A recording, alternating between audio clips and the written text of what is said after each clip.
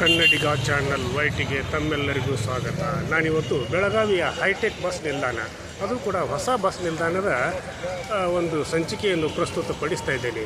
ಹಾಗೆ ಆ ಒಂದು ಹೈಟೆಕ್ ಬಸ್ ನಿಲ್ದಾಣದ ಒಳಗಡೆ ಏನೇನಿದೆ, ಎಲ್ಲೆಲ್ಲಿಗೆ ಬಸ್ಗಳು ಹೋಗ್ತವೆ, ಹಾಗೂ ಪ್ರಯಾಣಿಕರು ಉಳಿದುಕೊಳ್ಳಲಿಕ್ಕೆ ಹಾಗೂ ಇಲ್ಲಿ ಪ್ರಯಾಣ ಮಾಡಲಿಕ್ಕೆ ಏನೇನು ವ್ಯವಸ್ಥೆಗಳು ಇವೆ ಅನ್ನೋದನ್ನು ಕೂಡ ಈ ಸಂದರ್ಭದಲ್ಲಿ ನಾನು ತಮಗೆ ತಿಳಿಸಲಿಕ್ಕೆ ಬಯಸಿದ್ದೇನೆ ಸ್ನೇಹಿತರೆ.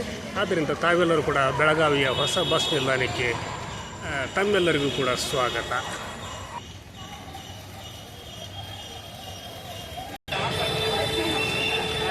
ನೋಡಿ, ಈಗ ಇದು ಬೆಳಗಾವಿಯಿಂದ ಅಂದರೆ ಬೆಳಗಾವಿ ಸಿಟಿಯಿಂದ ಒಳಗೆ ಬರ್ತಿರ್ತಕ್ಕಂಥ ಒಂದು ದಾರಿ ಇದು. ಈ ದಾರಿಯ ಮುಖಾಂತರ ನಾವು ಬೆಳಗಾವಿ ಕೇಂದ್ರ ಬಸ್ ನಿಲ್ದಾಣಕ್ಕೆ ಬರ್ಬೋದು. ಇಲ್ಲಿ ಎಲ್ಲ ರೀತಿಯ ಒಂದು ಮಾರಾಟ ಮಳಿಗೆಗಳು ಕೂಡ ಇವೆ. A1 ಕುಂದ, ಬೆಳಗಾವಿಯಲ್ಲಿ ಫೇಮಸ್ ಅಂದರೆ ಕುಂದ ಬೆಳಗಾವಿ ಅಂತ ಹೇಳ್ತಾರೆ, ಕುಂದಾನಗರಿ ಬೆಳಗಾವಿ ಅಂತೇಳಿ ಕರೀತಾರೆ. ಅದರ ಒಂದು ಮಳಿಗೆಯನ್ನು ಕೂಡ ಇಲ್ಲಿ ನೀವು ನೋಡ್ಬೋದು. ಹೀಗೆ ಹಲವಾರು sweet mart, Mahalakshmi sweets, Purohit sweets, ಹೀಗೆ ಹಲವಾರು ಮಳಿಗೆಗಳನ್ನು ಕೂಡ ಇಲ್ಲಿ ನೀವು ಕಾಣ್ಬೋದು. ಜೊತೆಗೆ ಲಗೇಜ್ ರೂಮನ್ನು ಕೂಡ ಈ ಒಂದು ಬಸ್ ಸ್ಟ್ಯಾಂಡಿನಲ್ಲಿ ವ್ಯವಸ್ಥಿತವಾಗಿ ಮಾಡಿ ನಡೆಸಿಕೊಂಡು ಹೋಗ್ತಿರ್ತಕ್ಕಂಥದ್ದು ಕೂಡ ಒಂದು ಸ್ವಾಗತಾರ್ಹ ಕ್ರಮ. ಜೊತೆಗೆ ಇಲ್ಲಿ ಜ್ಯೂಸ್ ಸೆಂಟ್ರ್ ಇದೆ, ಹಾಗೂ ಇಲ್ಲಿ ಬುಕ್ಸ್ಗಳು ಸಿಗ್ತವೆ. ಇಂಡಿಯನ್ ಬುಕ್ ಸೆಂಟ್ರ್ ಇದೆ. ಪುರೋಹಿತ್ ಸ್ವೀಟ್ಸ್, ಇಲ್ಲಿ ಪುರೋಹಿತ್ ಸ್ವೀಟ್ ಅಂತ ಸಿಗೋದು ಫೇಮಸ್. ಇದು ಪುರೋಹಿತ್ ಸ್ವೀಟ್ ಅಂದರೆ ಬೆಳಗಾವಿಗೆ ಫೇಮಸ್ ಆದಂಥ ಒಂದು ಸ್ವೀಟು. ಇದು ನಿಲ್ದಾಣ ಅಧಿಕಾರಿಗಳ ಕಚೇರಿ. ಜೊತೆಗೆ ಈ ಒಂದು ಬಸ್ ಸ್ಟ್ಯಾಂಡಿನ ವಿಶೇಷತೆ ಏನಂತಂದರೆ, ಮೊದಲು ಓಲ್ಡ್ ಬಸ್ ಸ್ಟ್ಯಾಂಡ್ ಇತ್ತು. ಆ ಓಲ್ಡ್ ಬಸ್ ಸ್ಟ್ಯಾಂಡ ಚಿಕ್ಕದಾಗಿತ್ತು. ಆದ್ದರಿಂದ ಇಲ್ಲಿ ಬಸ್ ನಿಲ್ದಾಣ ಮಾಡಲಿಕ್ಕೆ ಹಾಗೂ ಪ್ರಯಾಣಿಕರಿಗೆ ಹೋಗಲಿಕ್ಕೆ ಬರಲಿಕ್ಕೆ ತುಂಬ ತೊಂದರೆ ಆಗ್ತಿತ್ತು. ಆದ್ದರಿಂದ ಈ ಒಂದು ಹೊಸ ಬಸ್ ನಿಲ್ದಾಣವನ್ನು ಹೈಟೆಕ್ ಬಸ್ ನಿಲ್ದಾಣವನ್ನಾಗಿ ನಿರ್ಮಾಣ ಮಾಡಿರ್ತಕ್ಕಂಥದ್ದು ನಿಜಕ್ಕೂ ಕೂಡ ಪ್ರಯಾಣಿಕರಿಗೆ ಒಂದು ಒಳ್ಳೆಯ ಪ್ರಯಾಣದ ಸೊಬಗನ್ನು ಕೂಡ ನೀಡ್ತದೆ ಅಂತ ಹೇಳ್ಬೋದು. ಇದು ಕಿತ್ತೂರು ರಾಣಿ ಚೆನ್ನಮ್ಮ ಮೃಗಾಲಯ ಬೆಳಗಾವಿ, ಅದು ಕೂಡ ಇದೆ, ಅದನ್ನು ನೀವು ನೋಡ್ಬೋದು. ಹಾಗೆ ಇಲ್ಲಿ ಹೋಟೆಲ್ ಸರ್ಕಾರ ಅಂಥೇಳಿ ಒಂದು ಕ್ಯಾಂಟೀನ್ ಕೂಡ ಇದೆ. ಬಸ್ ನಿಲ್ದಾಣದ ಒಂದು ಕ್ಯಾಂಟೀನ್ ಇದು. ಈ ಒಂದು ಕ್ಯಾಂಟೀನ್ನಲ್ಲಿ ಶುಚಿಯಾದ ಹಾಗೂ ರುಚಿಯಾದ ತಿಂಡಿ ತಿನಿಸುಗಳನ್ನು ಕೂಡ ಇಲ್ಲಿ ಮಾಡ್ತಾರೆ. ಜೊತೆಗೆ ಈ ಒಂದು ತಿಂಡಿ ತಿನಿಸುಗಳನ್ನು ಅಷ್ಟೇನು ಹೊರಗಿನ ಒಂದು ವಿಚಾರವಾಗಿ ನಾವು ನೋಡಬೇಕಾದ್ರೆ ಬಿಲ್ಲು ತುಂಬ ಕಡಿಮೆ ಅಂತಲೇ ಹೇಳ್ಬೋದು.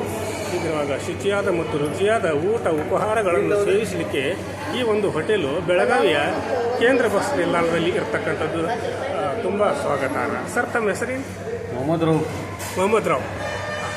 ಪ್ರಾಪರ್ ಬೆಳಗಾವಿ ಇರ್ತವೆ. ಎಷ್ಟು ವರ್ಷದಿಂದ ನಡೆಸ್ತಾ ಇದ್ದೀರಿ? ಇಲ್ಲಿಂದ 10-15 ವರ್ಷ ಆಗಿದೆ. ಹೌದು.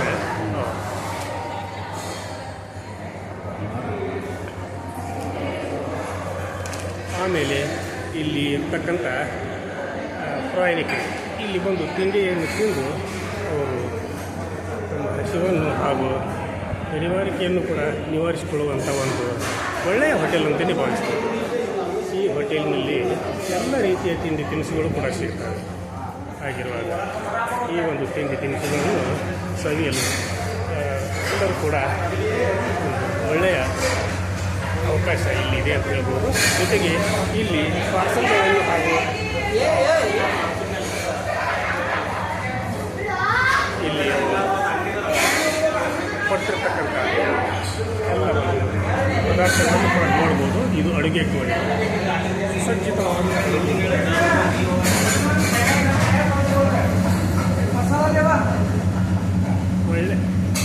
ಒಳ್ಳೆಯ ಒಂದು ಅಡುಗೆ ಕೋಣೆಯೂ ಕೂಡ ಈ ಒಂದು ಕ್ಯಾಂಟೀನಲ್ಲಿ ಇದೆ ಅಂತೇಳಿ ಹೇಳ್ಬೋದು. ಇವರು ಅಡುಗೆ ಭಟ್ರು ಒಳ್ಳೆಯ ರೀತಿಯಿಂದ ಅಡುಗೆಯನ್ನು ಮಾಡ್ತಾರೆ. ತುಂಬ ಶುಚಿಯಾದ ಮತ್ತು ರುಚಿಯಾದ ಅಡುಗೆಯನ್ನು ಕೂಡ ಇಲ್ಲಿ ಮಾಡ್ತಿರ್ತಕ್ಕಂಥದ್ದನ್ನು ತಾವೆಲ್ಲರೂ ಕೂಡ ಕಾಣ್ತೀವಿ. ಇದು ಸ್ಟೋರೂಮ್ ಇದೆ. ಇದು ಸ್ಟೋರೂಮು. ಇಲ್ಲಿ ತಾಜಾ ತರಕಾರಿಗಳನ್ನು ತಂದು ಇಲ್ಲಿ ಸಿದ್ಧಪಡಿಸಿರ್ತಕ್ಕಂಥ ಒಂದು ನೋಟವನ್ನು ಕೂಡ ನೋಡ್ಬೋದು.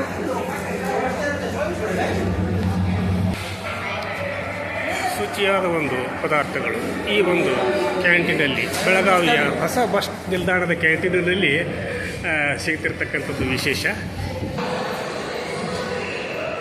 ನೋಡಿ ಸ್ನೇಹಿತರೆ, ಎಷ್ಟೊಂದು ಸುಂದರವಾದ ಒಂದು ನಿಲ್ದಾಣ. ಆ ಕಡೆಯೂ ಮತ್ತು ಈ ಕಡೆಯೂ ಎರಡು ಕಡೆ ಬಸ್ಗಳು ನಿಂತಿರುವಂಥ ಒಂದು ನಿಲ್ದಾಣ ಇದು. ಈ ನಿಲ್ದಾಣ ರಾಜ್ಯ ಹಾಗೂ ರಾಜ್ಯದ ಪ್ರತಿಯೊಂದು ಜಿಲ್ಲೆ ಹಾಗೂ ತಾಲೂಕುಗಳಿಗೂ ಕೂಡ ಬೆಳಗಾವಿಯಿಂದ ಬಸ್ ನಿಲ್ದಾಣದಿಂದ ಬಸ್ಗಳು ಚಲಿಸ್ತವೆ. ಜೊತೆಗೆ ಅಂತಾರಾಜ್ಯ ಬಸ್ಗಳು ಕೂಡ ಸಂಚರಿಸೋದನ್ನು ನಾವು ನೋಡ್ಬೋದು.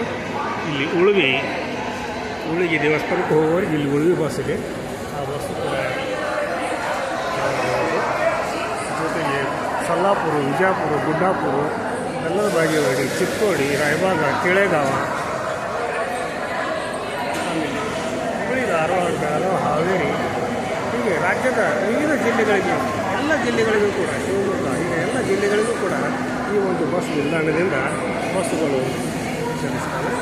ಪ್ರಯಾಣಿಕರಿಗೆ ಒಳ್ಳೆಯ ಅನುಕೂಲತೆಯನ್ನು ಹೊಂದಿರತಕ್ಕಂಥದ್ದು ಮತ್ತು ನೀಡಿರ್ತಕ್ಕಂಥ ಒಂದು ಬಸ್ ನಿಲ್ದಾಣ ಅಂತ ನಾವು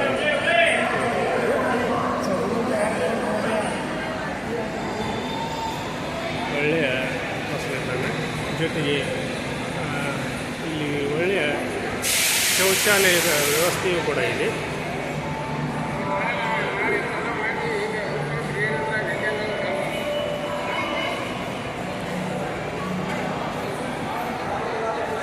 ಆಮೇಲೆ ಪಾರ್ಕಿಂಗ್ ವ್ಯವಸ್ಥೆ ಕೂಡ ಚೆನ್ನಾಗಿದೆ ಇಲ್ಲಿ.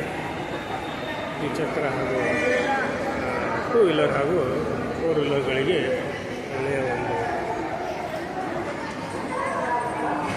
ಪಾರ್ಕಿಂಗ್ ಮಾಡಲಿಕ್ಕೆ ವ್ಯವಸ್ಥೆ ಚೆನ್ನಾಗಿದೆ.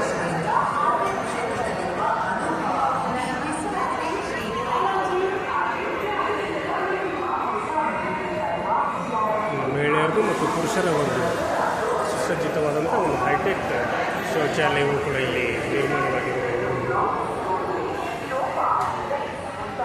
ಇಲ್ಲಿಯೂ ಕೂಡ ಬಸ್ಗಳು ಸಂಚರಿಸೋದನ್ನು ಕೂಡ ನೋಡ್ಬೋದು. ಬೆಳಗಾವಿಯಿಂದ ಸುಮಾರು 80 ಕಿಲೋಮೀಟರ್ ಅಂತರದಲ್ಲಿ ಸವದತ್ತಿಯ ಶ್ರೀ ಯಲ್ಲಮ್ಮ ದೇವಿಯ ದೇವಸ್ಥಾನ ಇದೆ. ಅದು ಸವದತ್ತಿ ತಾಲೂಕಿನಲ್ಲಿ ಬರ್ತೈತಿ. ಗೊಡತಿ ವೀರಭದ್ರೇಶ್ವರ ದೇವಸ್ಥಾನ ಇದೆ. ಸಾಕಷ್ಟು ಪ್ರಸಿದ್ಧಿ ಪಡೆದಿರ್ತಕ್ಕಂಥ ಯಲ್ಲಮ್ಮ ದೇವಸ್ಥಾನಕ್ಕೆ ಕೂಡ ಒಳ್ಳೆಯ ಬಸ್ಸಿನ ವ್ಯವಸ್ಥೆಯೂ ಕೂಡ ಈ ಒಂದು ನಿಲ್ದಾಣದಿಂದ ಬಸ್ಸುಗಳು ಹೋಗ್ತವೆ. ಪ್ರಯಾಣಿಕರು ಹಾಗೂ ಭಕ್ತಾದಿಗಳು ಕೂಡ ಹೋಗ್ತಾರೆ. ಒಳ್ಳೆಯ ಬಸ್ ನಿಲ್ದಾಣ. ಈ ಬಸ್ ನಿಲ್ದಾಣದ ಪಕ್ಕದಲ್ಲಿಯೇ